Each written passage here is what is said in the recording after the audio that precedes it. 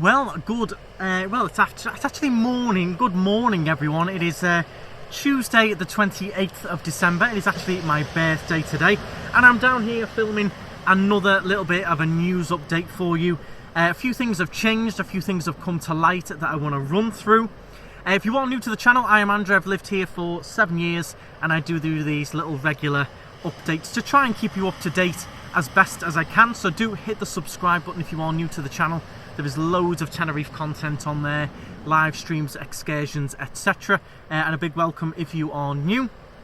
I'm going to start where I always do, with the COVID figures and the COVID update. I just want to mention first though, a quick disclaimer. I am no expert, I'm not a news reporter, etc. I just like to try and keep everyone informed as best as I can. I am human, I do my best. After the last update went up, a few things got clarified. I still find it very confusing, but a few things got clarified, and a lot of people said I was wrong in the video. I probably was, to an extent, and I'm happy to eat humble pie. I was wrong for quite a bit of that video in the way I interpreted it, but this is YouTube, it is a disclaimer. I live here, I'm going to try and give you the best information I can. A lot of people did jump on in the comments there, you're wrong and this and that. It's funny though, because those people are never in the videos where I get everything spot on, but I am human. Sometimes things change, sometimes I get things slightly wrong, so do bear that in mind. But I do my very best, and thanks to everyone who comments and follows all the news updates that I do. I'm out here doing my best, that's all I can say. So let's jump right in. The latest data from the Ministry of Health reports of 1,863 new cases of coronavirus in the last 24 hours. This was as of Monday, yesterday. 794 new cases in Tenerife, 780 in Gran Canaria, 143 in Lanzarote, 58 in Fuerteventura, 44 in La Palma, 43 in La Gomera, and 1 in El Hierro. As it does say here though, it's important to remember that figures from the weekend and today, especially over the Christmas was the weekend, will be lower, as you know, the data takes a little bit of time to catch up over the weekend. So we probably will see a bit of a spike in the later news that comes out later today with the new figures, but overall it's still increasing, but it looks like it's leveled off a little bit. It's going to be hard to say with everyone meeting up over Christmas. We probably will see a bit of a spike this week. In terms of total active cases per island, we're on to 29,614 active cases now, 17,274 in Tenerife, Gran Canaria 8,615, Fuerteventura 1,749, Lanzarote 1,321, La Palma 330, La Gomera 222, and El Hierro 83. So still not a huge spike, but it's still increasing a little bit. So hopefully we can try and bring that down a little bit. Now, everyone did warn well, a lot of the experts warned that in December and over Christmas and in the winter, we were going to get spikes of the virus. We were going to have to try and bring in extra rules, restrictions, etc. We had all those warnings. From what I remember, throughout the year, even in the summer, they were constantly talking about how the winter could be a problem. Now, in my eyes, the government did nothing about that. There was no plan for if there was a spike or anything like that. We had this last-ditch meeting four days ago, this emergency meeting to try and combat the spike in cases. Even with Omicron coming about, no one knew that was coming, but even before Omicron, they were talking about the winter being a concern. There was no plan in place there. They did a last-ditch meeting and they brought in these extra rules and restrictions regarding masks, particularly masks outside. And a lot of that was interpreted, especially by me and the article that I read. Now, that's not a criticism of the article, it's a criticism of the government for me. The way they released that information, it's all in Spanish. Fair enough, we live in Spain, we should all understand Spanish, but you've got a lot of people here that don't understand it. So, in my eyes, the new information and the new rules that they brought out regarding masks should have been in Spanish, in English, in German, in Belgian, in Swedish. We've got all these nationalities here. No one seems to know what they're doing.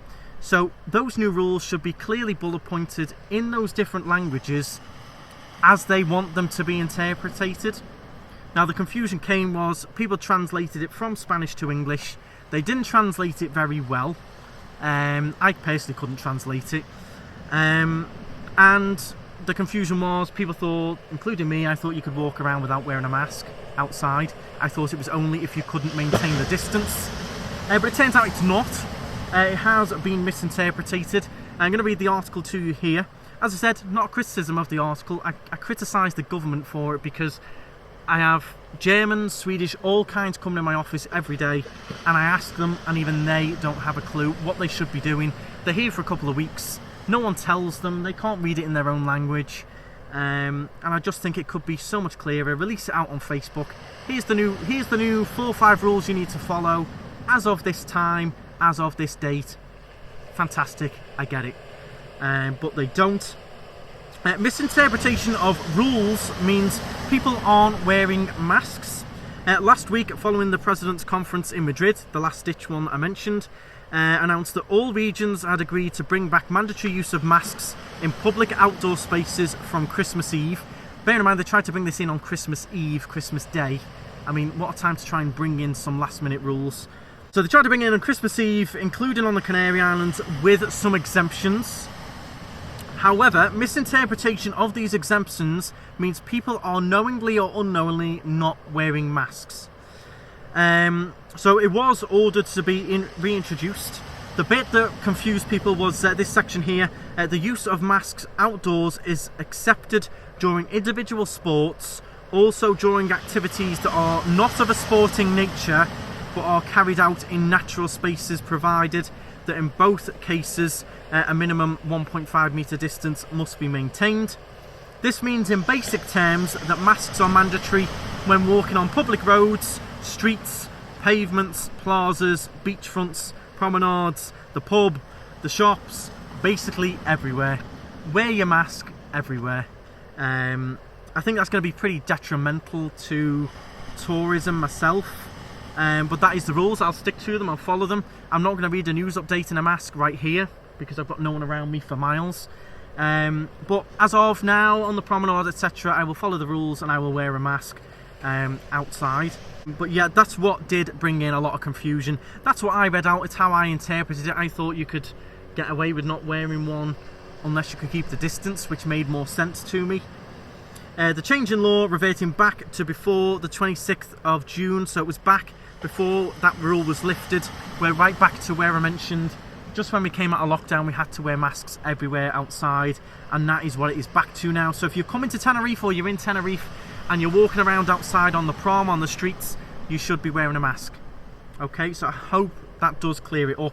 As I said, it's more of a disappointment for me from the government that they don't release the information concisely and a bit more precise. For example, we went out and did a live on Christmas Day. Now, the bars and restaurants are supposed to be asking for the COVID vaccination certificate pass to enter. We went to 3 bars, I won't name them, they didn't ask.